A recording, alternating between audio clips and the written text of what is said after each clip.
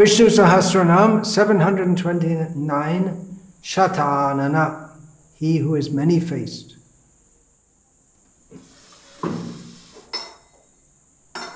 No. Shat means 100 and Anana means face. Now, in English, as probably in many languages, we have the saying two-faced. The idiom two-faced. If we say that someone is two-faced, it's not good to say that about it. It describes someone in a disparaging way, in that they show themselves to you as being friendly, but then they get your trust and then betray it, or when they deal with you, they're very friendly, but they speak behind your back, which is another idiom. They speak badly of you to others. So what to speak of someone who's 100-faced? Maybe that could be considered a serious personality disorder. Within modern psychology, they analyze people who have multiple personality disorder. That at different times they appear to act and think and in such different ways that it's as if they're different personalities at different times. A more traditional explanation of this is that they're possessed by ghosts, that they have various spirits who have taken over their bodies. So what are we talking about with Krishna being 100-faced? I'm going to talk a little bit about Dr. Jekyll and Mr. Hyde, or Jekyll if you want to pronounce it, more like the Scottish. In my childhood and early teens, up to mid-teens, I used to read many books, mostly what we call a good standard of literature. I learned many things. I got various perspectives on life by doing so. But I eventually stopped reading all such books, even though there are so many deep insights from many perceptive people who are writing the books. But I stopped reading them because at some point I realized that these people, they provoke within you so many questions, but none of them have any real answers. That I later got from Srila Prabhupada's books. What a relief reading Srila Prabhupada's books. And all the questions that have been provoked in me by living in that body for a few years and no doubt carry on from previous lives. And interacting with different people and reading different things and getting so many ideas and becoming confused. Just like Tapan Mishra was a Brahmin in East Bengal, and when Nimai Pandit went there, he approached Nimai Pandit because he was totally confused. He was called a boy poker, a bookworm, because he used to read so many different things and got so confused about sadhya, sadhana, tattva, the goal of life and how to attain it. And Chaitanya Mahaprabhu just told him, chant Hare Krishna! That's all you have to do. What is that? I'm just sadhya, sadhana, tattva, jaikichu shakal, Hare Nama, Sankirtana, milibe shakal. Simple, straightforward and clear. All the different, complex, extended discussions about the goal of life and how to attain it are resolved very simply in chanting the holy names of Krishna. It is the means to the end, and it is the end in itself. Nothing more need be known than this.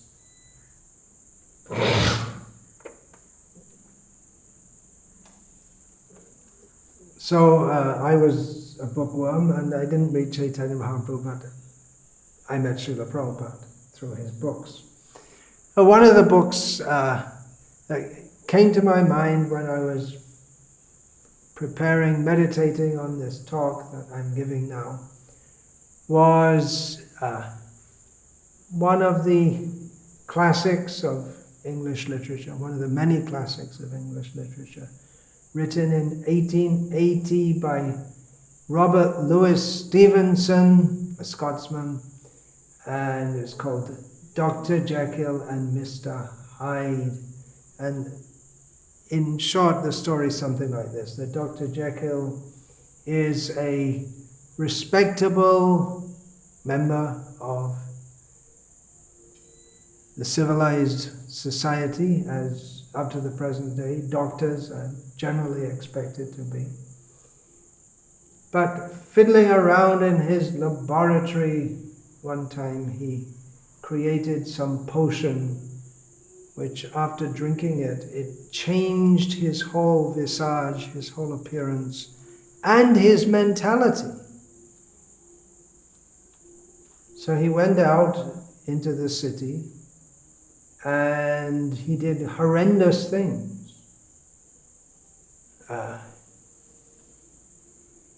Mistreating people. At one point he killed someone. And one of the metaphors of the story is how he got away with it. He was able to get away with things, maybe not killing, he had to try to cover that up, but he could get away with things at some price because he looked like a gentleman. And the story goes on. After some time of being Mr. Hyde, he would revert to his original identity as Dr. Jekyll, and he should have stopped taking the potion, but he went on taking it. And at some point, he realized, after he was doing more and more bad things, and he wasn't very happy with it, but at the same time, he wasn't very happy being a bad man when he was in his original form, but at the same time, he had some diabolic addiction to that.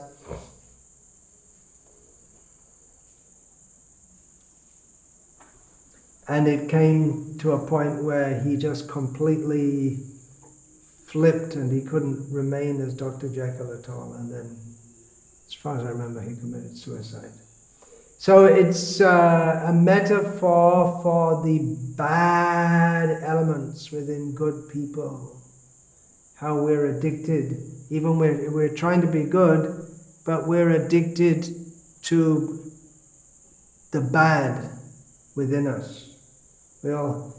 Someone who's in this material world is good, very rarely are they fully good, because we're in the material world because we're bad. And there's that tendency to do bad things. Therefore Arjuna asks Krishna, very relevant question, Atakena prayukto yam papam chariti purushaha anichanapi varshaya baladiva niyojitaha. Arjuna asked Krishna, why is it that we do bad things, almost as if we're forced, and we know it's wrong, but still we do it? Why? And Krishna replies, Kama esha, Krodha esha, Rajoguna samudbhavaha, Mahashano mahapapma vidyena mehavayana. It is lust that is the deep-rooted, I'm expanding on what Krishna says, the deep-rooted desire, karmashaya, we find elsewhere in Shastra it's stated. For instance, in Srimad Bhagavatam, there's a deep reservoir of desire for material enjoyment within our hearts. That is, that when we come in contact with Rajoguna, when Rajoguna, the mode of passion, becomes prominent in our consciousness, then these desires, they surface. And then Kama Esha, Krodha Esha. From desire comes Krodha, anger, frustration. And it's implicit in this because Krishna's already discussed this is the path to fall down, total bewilderment. So it's very dangerous. Therefore, Krishna recommends that we act in a manner that we will cultivate spiritual knowledge, we will act in the mode of goodness, because coming in contact with the mode of passion is very dangerous, can excite very wrong desires within us.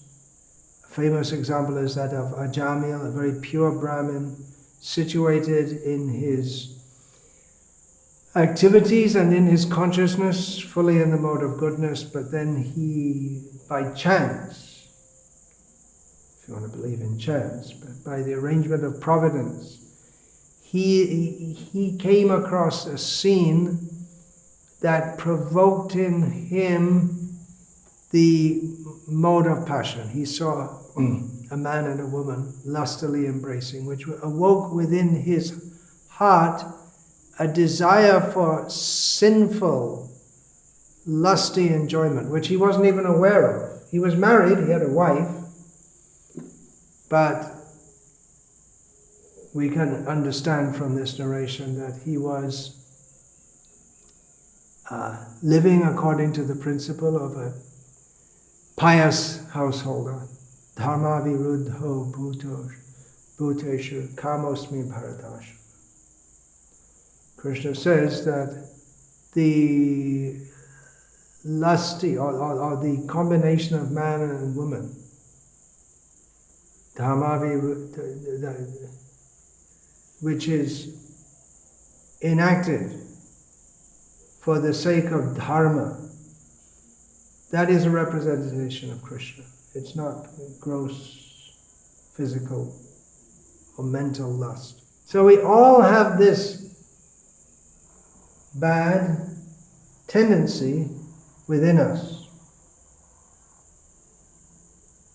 So when we hear about Vishnu having 100 faces, and having 100 faces is a metaphor, as was discussed in previous names, for having many or unlimited faces, we might think that, wow, that's he's really got a problem. I have bad tendencies, and I sometimes feel like a bad personality emerging in my consciousness, but he's really got a problem. But it's not like that. He has 100 faces, and they're all good. It's not that one is better than another. But he has many forms for many reasons. That's been discussed just in the previous names that we've been through just now.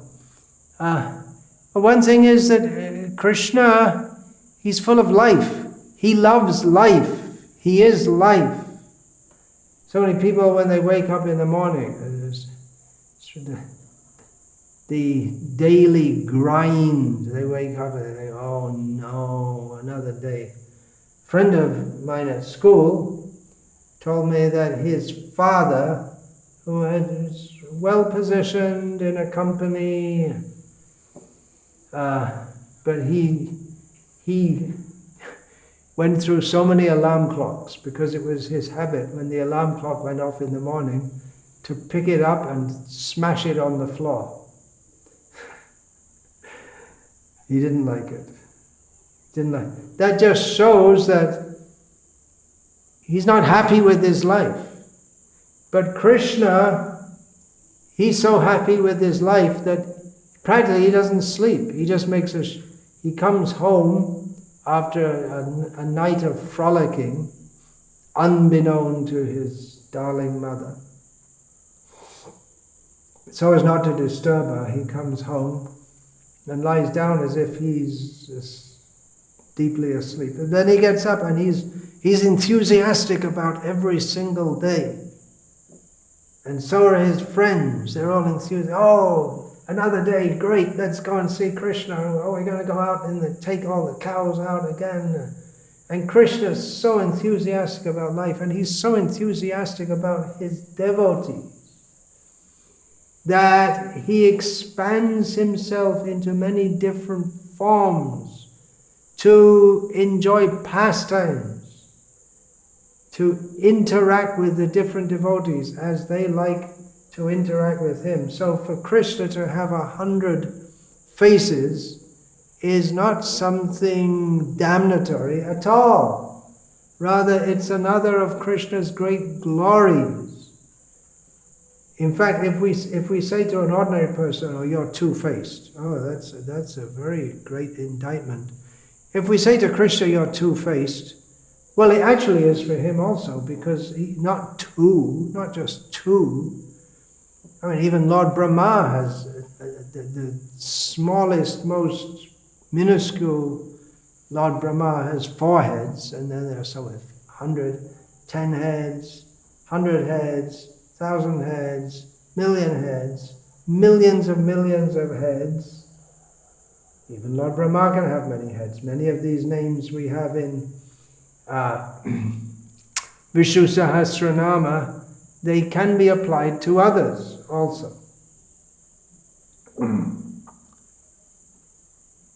Head, Anana specifically means face more than head, but yeah, to have a face you have to have a head, right? So if Brahma has 100 heads, then he has 100 faces.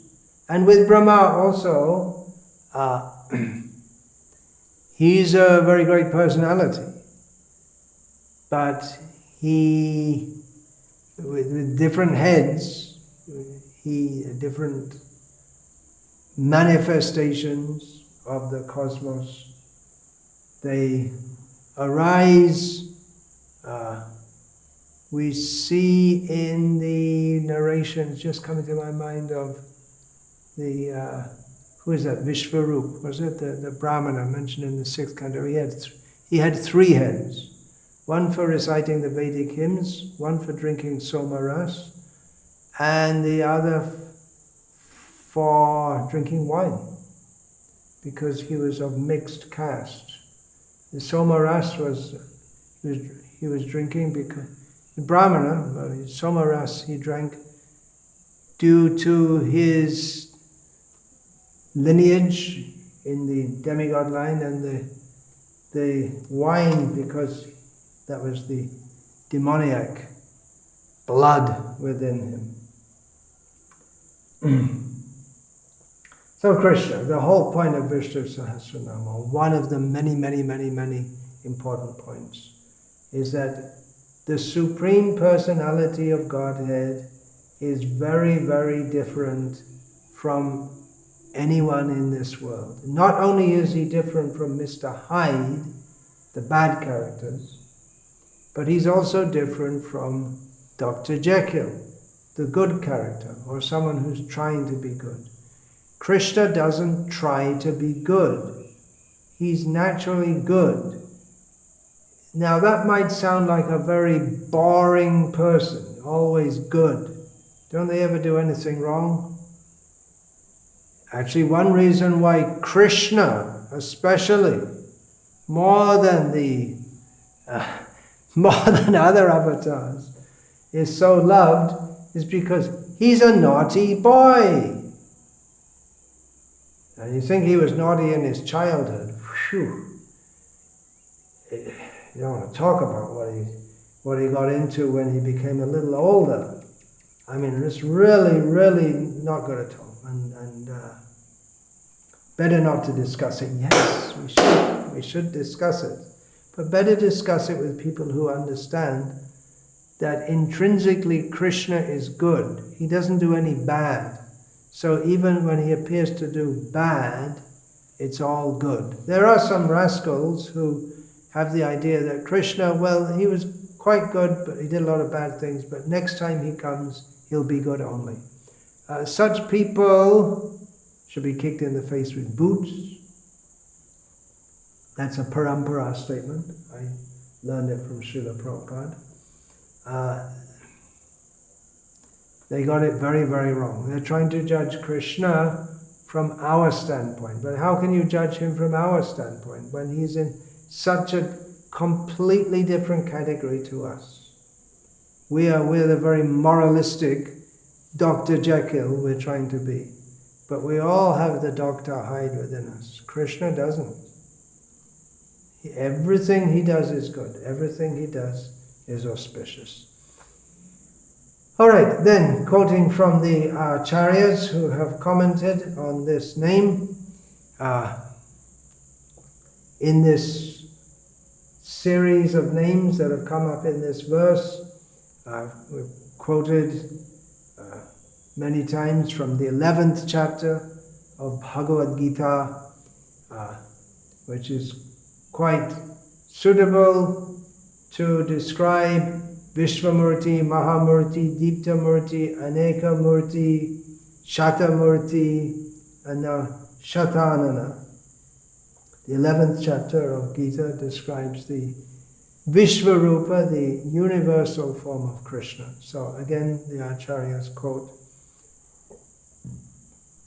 from the 11th chapter of Gita to shed light on the name Satanana, many-faced. Aneka Vaktra Nayanam Anekadbhuta Darshanam Aneka Divyam Haranam Divyaneko Dyatayudham. He has innumerable mouths and eyes, which means he has Aneka.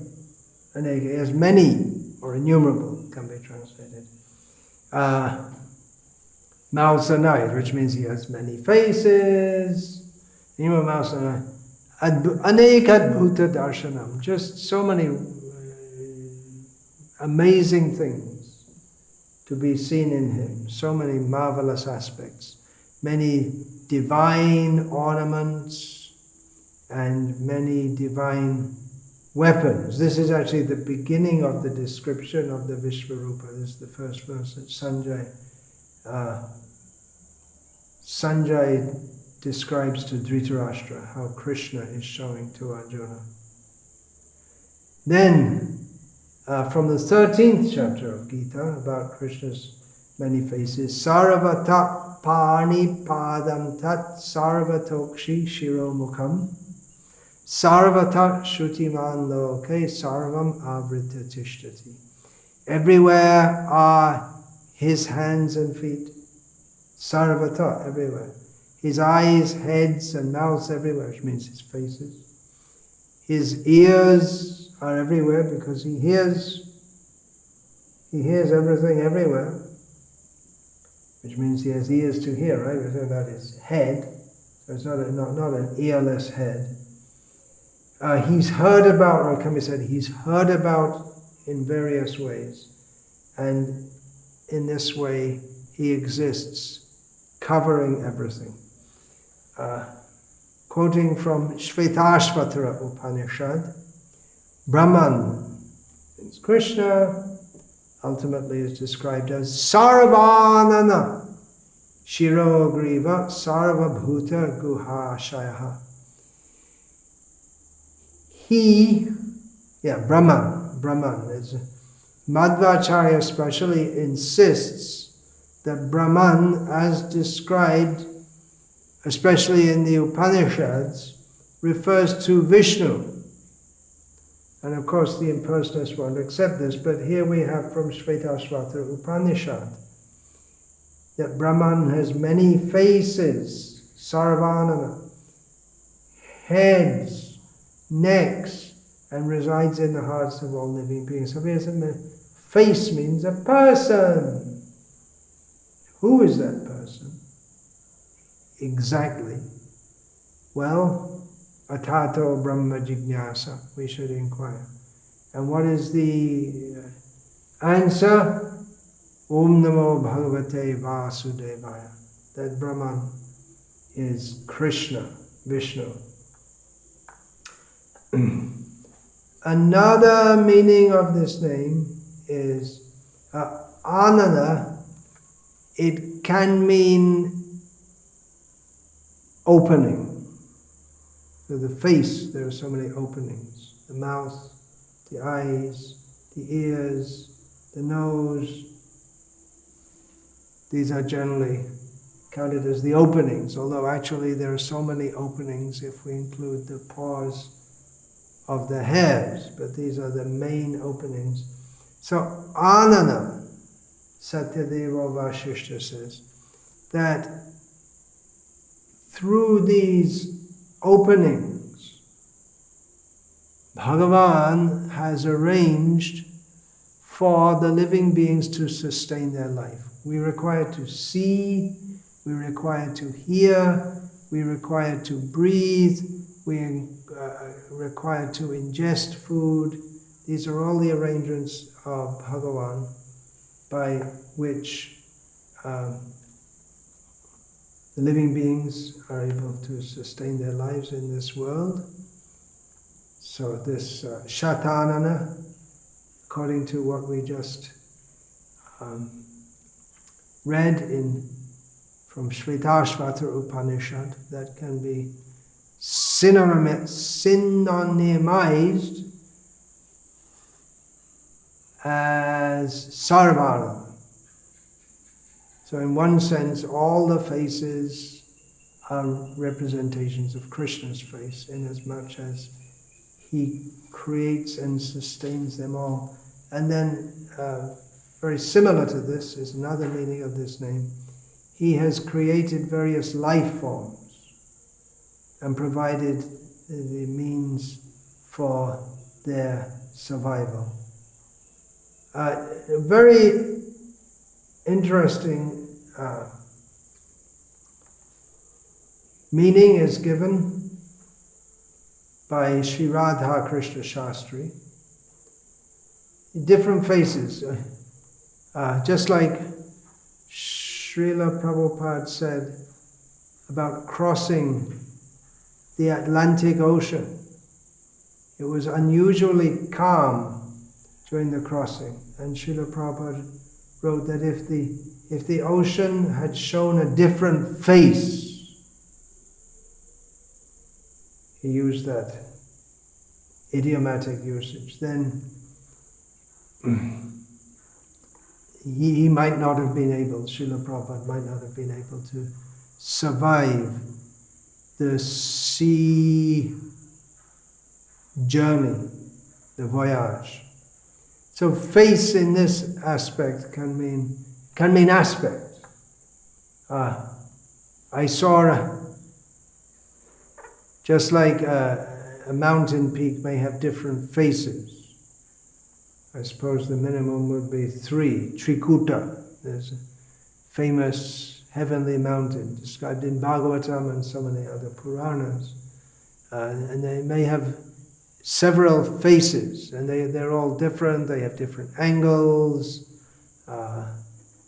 Some of them are quite easy to ascend if you want to waste your time and life and risk your life by doing mountaineering.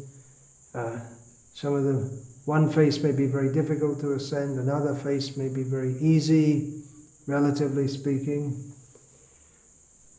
So we say also that we may say about someone, oh, I saw a different face of you today. Generally, that may be disparaging if we're surprised by someone's bad behavior, which we didn't expect of them. I saw a different face of you today. Of course, sometimes people, they do, that's it, deceitfulness again, they show a different face. Just like the philanthropist, he makes lots of money by exploiting poor people. Then he makes a big show of being a philanthropist by giving a tiny fraction of his profits to do some so-called welfare work for the poor people. Just like, for instance, they'll make a big show of donating for midday meals for children to go to school. And so, yes, we're very interested in uplifting the poor people. But they the so-called philanthropist wants an educated population so that he can get his work done, and then there are plenty of people he can hire with sufficient education to do his job, so that the profits go down. The profits go up, so that he can hire them for dirt cheap wages, and he get his tax benefits, and people say, "Oh, he's very, very good. He's giving so much money in charity." So it's a cynical. I'm being cynical. Their charity is self-motivated. So seeing a different face, different aspect of the personality. It's the same person. Just like someone might be a professor in the university, but he's also a member of the local church choir. It's a different face of him. When he's in the church choir, he's not being a philosophy professor. It's the same person, but different people relate to different aspects of him. There are people who like to relate to him as the professor, such as his students, and there are other people who like to relate to him as a member of the church choir, the fellow members of the choir. So in the same way, the same person, Krishna, is seen by different people. It's the same absolute truth. They may not even see him as Krishna, but they're seen by different people in different ways. And Radha Krishna Shastri gives the example of the Jains. Everyone's ultimately searching for Krishna. The Jains, they speak very badly of Krishna actually, but ultimately they're searching for the absolute truth, we hope. The Buddhists, they will deny there is any absolute truth or any absolute or anything or any no thing. But they're out after something. They're doing something. There is such a phenomenon as Buddhism, where they have some aim and some goal. So ultimately they're searching for Krishna. But it's a very different approach to that of the Jains. And then what to speak of the Nyaya, the Mimamsa, the Dvaitavad, the Advaitavad. Ultimately they're all looking for Krishna. And then what to speak of different faiths within the world. Islam, and then again, the Allah of Islam is, we can understand that the Allah of Islam is the same as the Jehovah, who, that's the English word used for God, especially as understood in the Old Testament. And then we also have the Ishvara of the, in the yoga philosophy and in the Bhagavat philosophy and in the Advaitavad also speaks of Ishvara. In the Vedic tradition, we can say, in the Upanishads, Tamishvaranam Paramam Maheshwaram. So it's the same, although many will disagree. No, our Allah is not your Krishna. No way. But we, from the more inclusive Vedic tradition, see that everyone is ultimately going toward Krishna, or searching after Krishna. So in this way he has many faces. He presents himself to different people according to their approach to him. Yayata mang prapadyante tangs tathaiva bhajamyaham. Krishna says, I reciprocate with different people according to the way they approach me. Namavart manuvartante manusha partha sarvashaha. They may approach me in different ways, but even the atheists, they can't escape Krishna. Everyone's within Krishna's scope. Everyone is within Krishna's jurisdiction. Everyone's looking for Krishna, ultimately. Sri Baladeva Vidya Bhushan equates the name Satanana very much with the previous name Shatamurti, which of course is completely admissible. He who has hundreds of forms, they all have faces, so he who has hundreds of faces. May the always blissful, smiling face of Krishna. Did you ever see Krishna not smiling? He's always enchantingly, entrancingly beautiful as he holds his flute to his face. In this regard, let's just have a look at this. We'll finish this talk with one of the many descriptions of Krishna's beautiful face, which is the ultimate ornament on his beautiful body.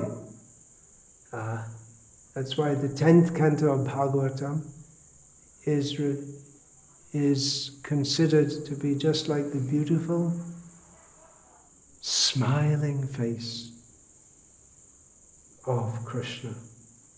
And here's a description of Krishna.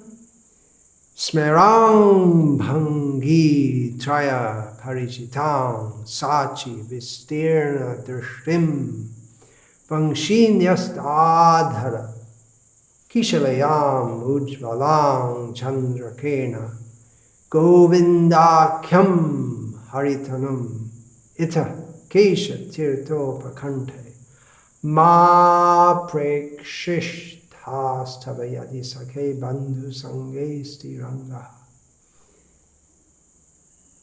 So this is a verse telling us to look at the face of Krishna, is it? No. My dear friend, if you are indeed attached to your worldly friends, do not look at the smiling face of Lord Govinda as he stands on the bank of the Yamuna at Keshi Ghat, casting sidelong glances. He places his flute to his lips, which seem like newly blossomed twigs. His transcendental body, bending in 3 places, appears very bright in the moonlight.